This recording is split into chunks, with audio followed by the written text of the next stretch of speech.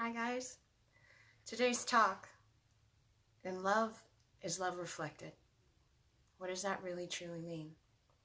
Well, I want to talk to you guys about what your brain does and how it makes the illusion of others, and how important it is to understand that our state of being is creating all of these things outside of us, nothing else. Our state of belief, our state of being is dictating. So the reason it's so important to address yourself, the reason it's so important to understand you are the one you are seeking and not out there, is very simple. You see, no one can do any harm to you. No one can hurt you.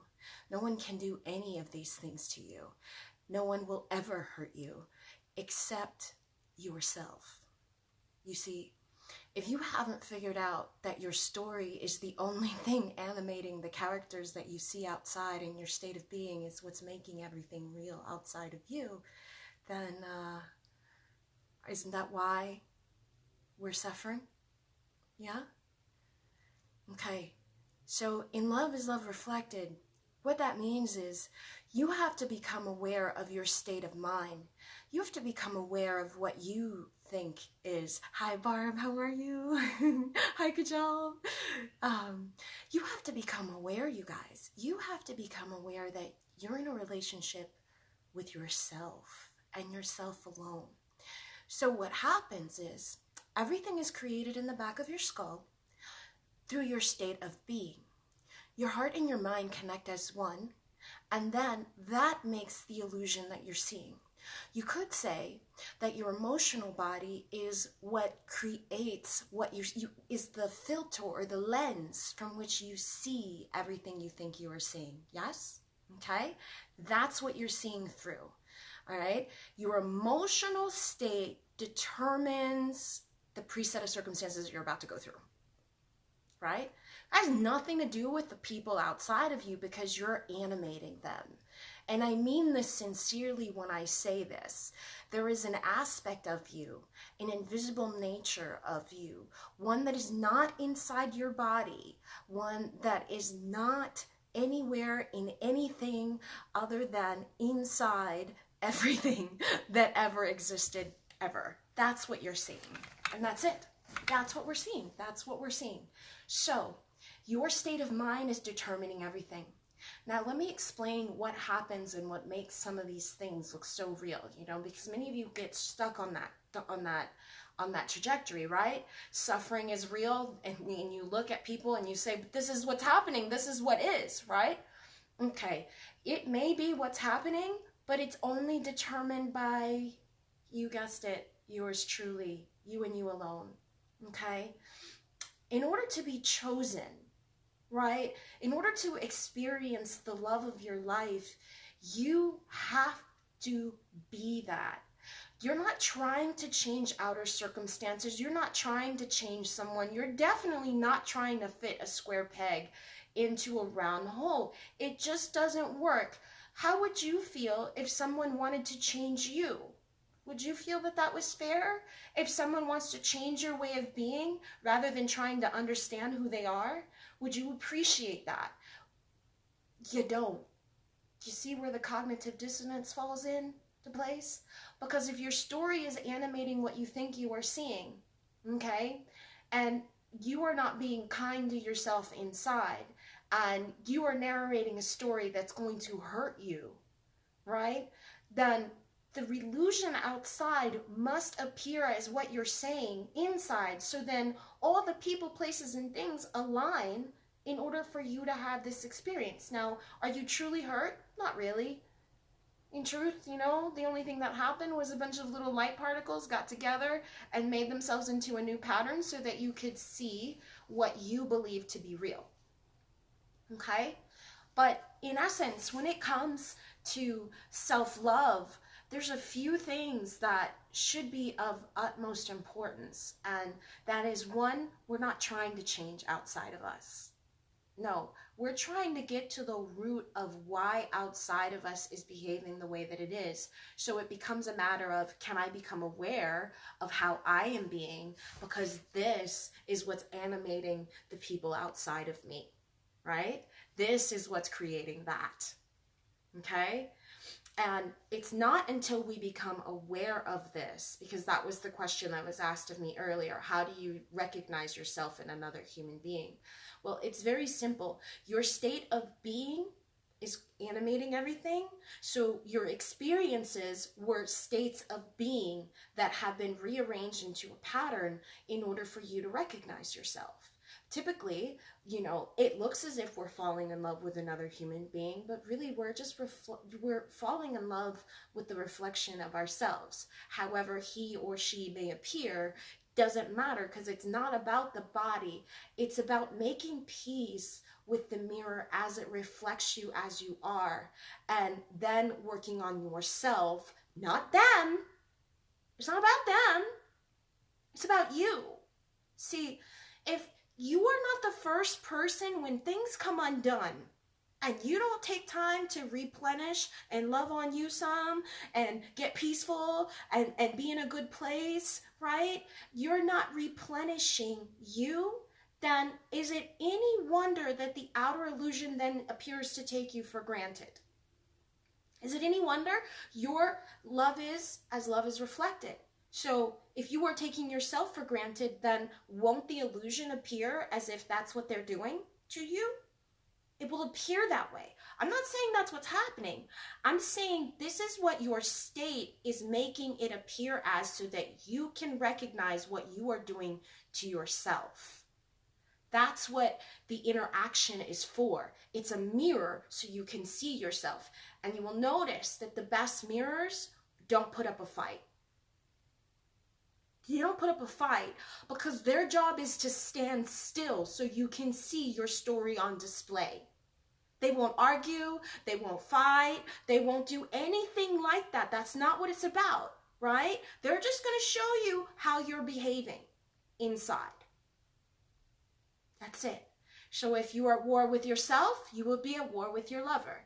If you are at war with any aspect of yourself, if you are in any way regretful of your experiences, you don't understand their value, this is understandable, therefore you haven't recognized your own value and worth, then the outer illusion will do that.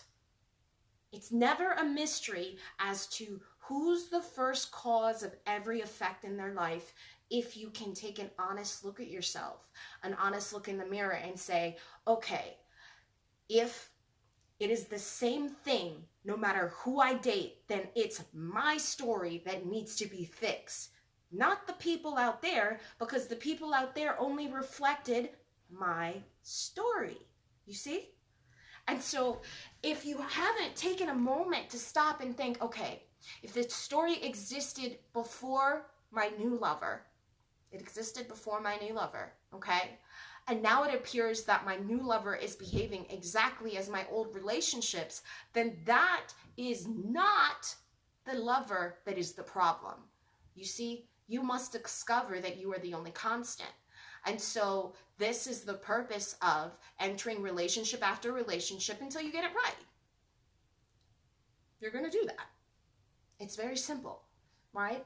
But the purpose of figuring this out is so you can recognize yourself. You can see, okay, this is why my relationship is inharmonious, because I am inharmonious inside of myself. And it requires a good amount of self-acceptance. One of the things that really bothers me is when people say you don't have to love yourself to have a guy or a girl. I call bullshit, okay? Can you? Yes. Yes, you can.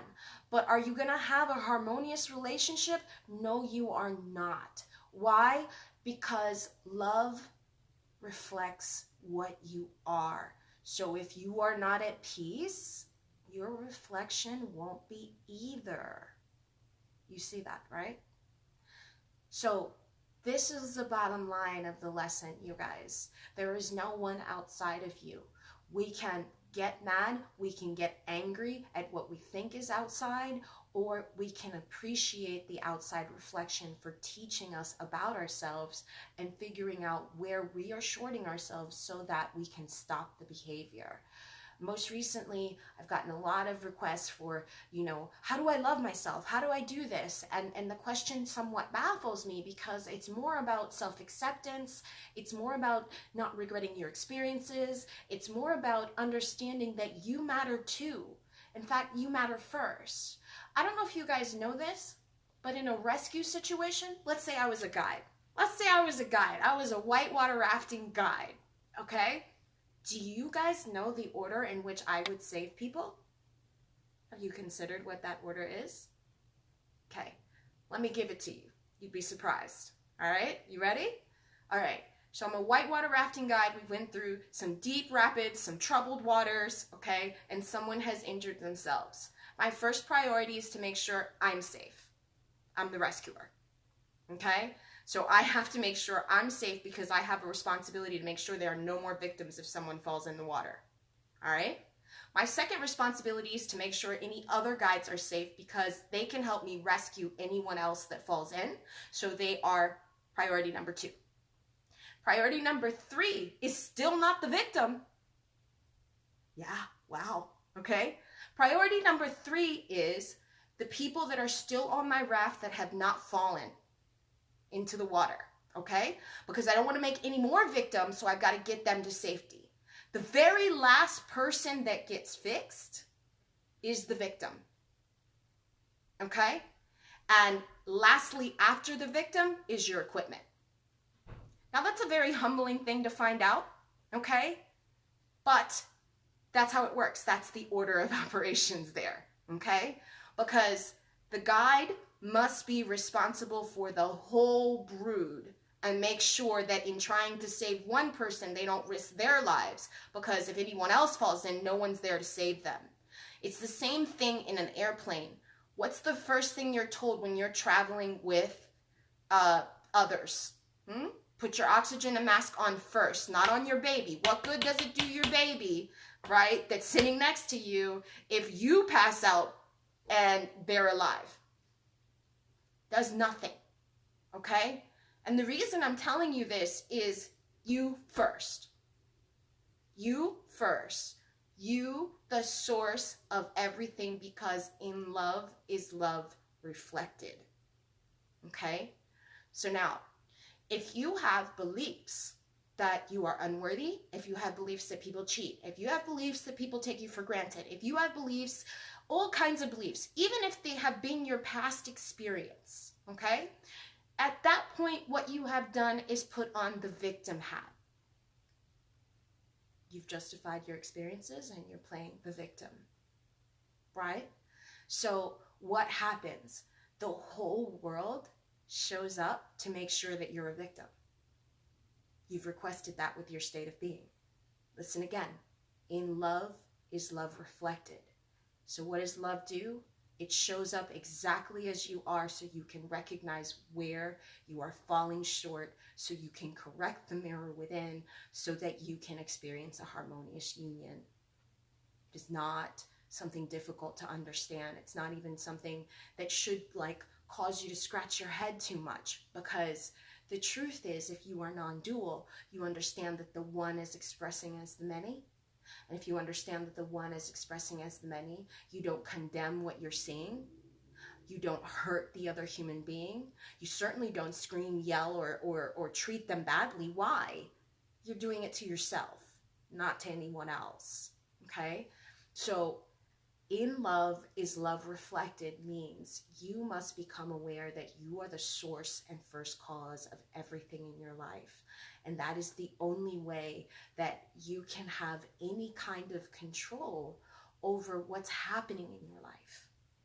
Because the aspect of you that is love must reflect back to you exactly as you are. And so unfortunately, that means if you lack love for yourself, it must show up as lack of love. It must show up as lack of love. Not because it wants to hurt you, but because you must realize that you're here to rescue yourself. You must realize that you're the prize.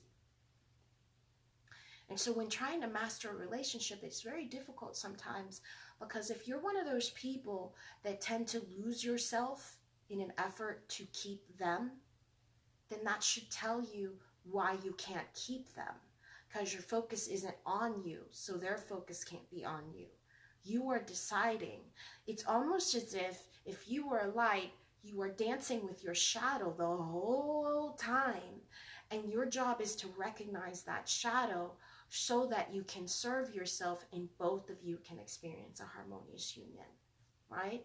Because that's the point, you know? Because it's one thing to understand everything's going on inside, but it's another to experience 3D as you want to experience it, right? So it's twofold. You still have to live your life. You still have to enjoy the experiences, but first and foremost, you have to understand you are the one deciding the way everyone else is behaving outside of you. You and you alone. There is no other. Your state of being, okay? Your state of being at the first dimension then solidifies at the third. And then you experience your memories, your past tense experience. That's what's solidified. So, in efforts to have a harmonious union, you must have appreciation for yourself. You must become aware of what you're saying. Okay? You must become aware of your story, because let's say your story is, oh, they always leave me, or oh, this doesn't work for me, or oh, they hurt me all the time, or I always get ghosted, or whatever. I don't care what your experience has been. It doesn't have to remain as such. Okay? That's why it keeps repeating. You set it up this way so that you can figure out who you are. That's how it works. Okay? So God itself is so selfless that it allows you, it becomes what you are so you can see yourself. That is divine love. That's divine love. It never tries to change you in the least, right? Okay? But if you don't like what you see, you try to change you, not them. It's not about them. It never has been. Let's see. How do you undo years and years of crappy concepts? It's on autopilot. Yes, so that's part of what I'm going to be doing. I'm actually coming up with part 2 of Behind the Veil. The first part of my course was actually about getting behind it, helping you see the design, helping you understand how you're the intelligence behind the veil. Part 2 will be how to undo the programming. There are several methods, there's several things, but at the end of the day, it's about changing your story and acting in accordance to that story and catching yourself. And there's going to be some times where you don't even realize you're repeating the same story, right? And someone has to tell you, God, please stop telling that story. It's not true anymore. Why are you upholding the past and trying to bring it into the now moment? You see? So this is a lesson we all have to learn, because that's the only reason for our suffering. It's the only reason why the pattern keeps repeating. If we take the past, what you're saying is that's my former self-concept, and I try to enforce it into my new concept, right? Then I'm going to suffer. I'm going to suffer by my hand alone, right? So I would say it's in part embracing your new story.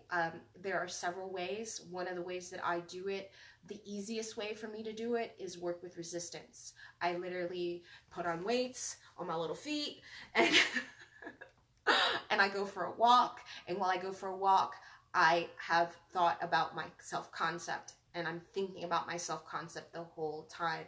And as I walk with the resistance, and when I say resistance, I mean I put on 40 pounds. 40 to 50 pounds on my body, and I go for a 2 to 3 mile walk. Doesn't have to be that long. I've worked my way up to this, okay? However, it is in walking and pushing with resistance while focusing on my goal that I open up new neural pathways that allow me to appear as if I'm walking towards my goal. And so what does that do? It causes the movement of mind that I need. So in learning how to use your body as a remote control, you can actually biohack your matrix. So that's one method. Are there other methods? Gemma, yes, there's a bunch of other methods. This isn't the only one, but if you wanted a hardcore shortcut biohack, that could be one of them. The other is get real clear about who you are in everything that you've ever questioned about yourself, and make peace with it.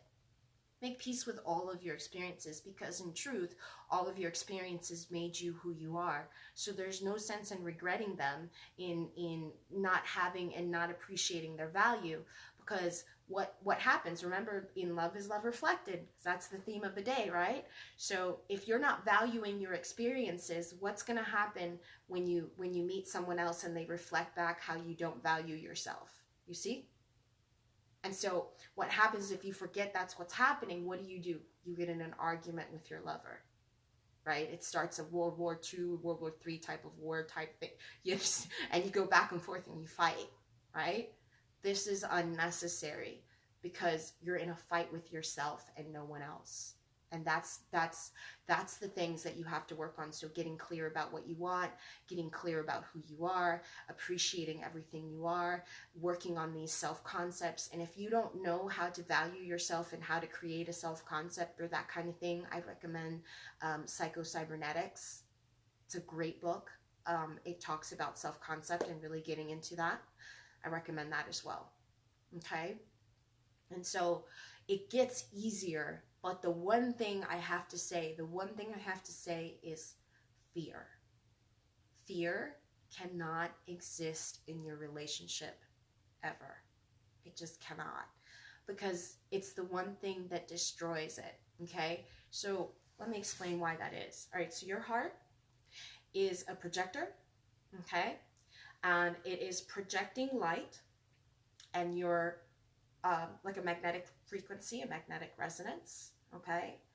And this is filtered through your emotional body, all right? Now, this emotional body and this magnetic frequency will then determine what you see outside. But that state is solely controlled by you, okay? So when you're afraid, as you approach the magnetic field with fear, okay, the light particles that form the reality that you think you are seeing start to go in the same frenzied sort of pattern that you are being, so you can see yourself. So fear doesn't work in a relationship. Why wouldn't fear work? Well, it's a very unreasonable thing to have fear, because if you realize that you were the constant, then it's not necessary to be afraid of losing someone. But what happens is, your self-concept could be one of abandonment. Say, as a child, you were abandoned, or something along those lines. So then, naturally, you don't know where your fear is coming from, but you sort of are, what you're trying to do in this case is protect yourself from being abandoned. You're trying to protect yourself from being that little girl or that little boy that was hurt when mommy and daddy left, or something along those lines. Do you get where I'm going with that? Or it could be your first love, but it was such a deep wound that you've never let it go, and so then the wound keeps repeating in order for you to find the wound so you can see it to heal from it. Okay? But the theme of the day is that, and I know I've said it like 6 million times, in love is love reflected, but I don't have any other way to try and convey the message that I'm sharing with everyone, right? I'm trying to tell you that it's not about the outside world. It's not about what they do. It's not about what they're doing, right? They can only be as you are, right? So I've been called the puppet master. That was my fun little nickname. Yes. Okay. And in a way, it's because we all are the puppet master of our own reality, but it's determined by your state of being, and you can't discover this until you realize how your state of being is creating things. So that's what Behind the Veil was about. And so the next thing is going to be breaking down things and sharing tips on how we can reprogram our minds. But I hope that helps. Let's see. Oh, thank you, Adrian. Thank you so much. But I guess what I'm trying to say here, you guys, is please understand, it's not about the outside world. It's never about the outside world. Especially, you know, when you can imagine if you're in a relationship, okay, and you have unresolved childhood trauma, okay, this unresolved childhood trauma will then appear as your partner, okay, and this will be playing on autopilot, and it will seem as if it is very, very real, but you won't understand why the field is being distorted. And you might even get angry at your partner for showing you these things. But that is a misuse of your time, right?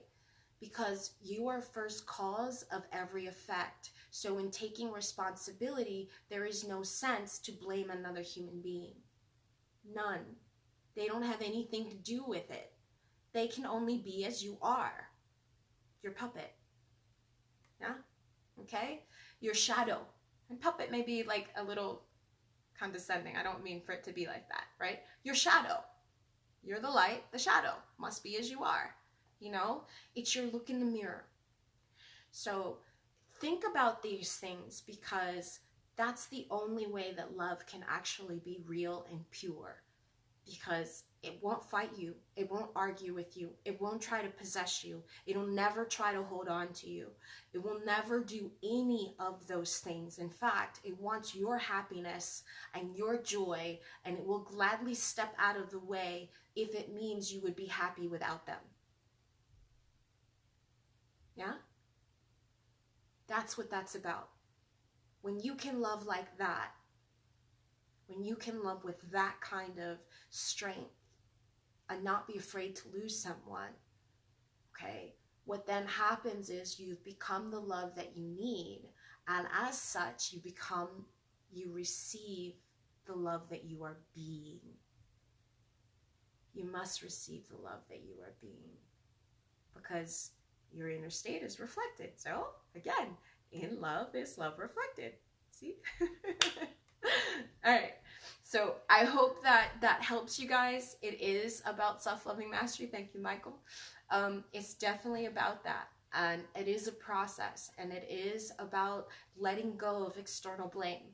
You know, I have to learn this, because sometimes we get caught up in the illusion, but it's not about external blame, because the only source of power that will ever help you out is you. You are your hero. And so in order to experience your hero, you must be your hero. And that's the law. That's the law. The greatest secret in the world is figuring out that you are the one expressing as the many. That's the greatest secret in the world. And once you figure that out and you're at peace with everything you are, everything is drawn. They can't help it. They love you. Why? Because you love you.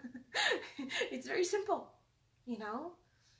And so you're less tolerant of things that may have hurt you, that could hurt you, because, and things don't hurt you, you could say, because now you know how they are made. So it's easier to forgive. But the main thing is you're forgiving yourself. Nothing out there. Nothing exists out there. Everything must be as you are. That's the beauty of God's love for you. And if you want to experience divine love like that, then you have to understand it that way. You know, it's not trying to change you. It never will. It'll definitely never try to hold you. Never. Okay? When you love like that, you will find that everything is drawn, because no one wants the burden of trying to fix you. Although some people come in for rescuing reasons, it happens, I suppose, right? But that's a codependent relationship, and you don't want that. You know, a lot of times people don't understand. I don't let a fight with a partner ruin my life, ruin my day. Oh, now I'm distraught. Now I can't handle. I'm oh my gosh, I'm gonna mope all day, and my whole life is ruined. I can't do that. Do you realize how unattractive and repelling that is? Have you ever thought about that? Have you know, I'm not saying that you don't try to help someone, but when someone's really depressed and really sad and really doom and gloom, isn't that a repressing type of, repelling type of thing? So it's not about that. It's about making sure you're at peace always, so that your partner will always be drawn, because they want your peace. They want the type of peace that you have that isn't dependent on them. And most times they're going to be drawn to you simply for the fact that they want to learn how to be that themselves. So, in love is love reflected. Then the relationship has served twofold. It serves both people. All right? I hope that helps. It's a mellow talk. I'm kind of in a mellow mood. So, but I'm hoping that sinks in a little bit. Every day will be a little bit more. But if you're in the SP journey, your battle begins with realizing that there is no external world out there. It's fully 100% dependent on you. Okay? All right. I love you guys. Have a great evening, and thank you for joining me tonight.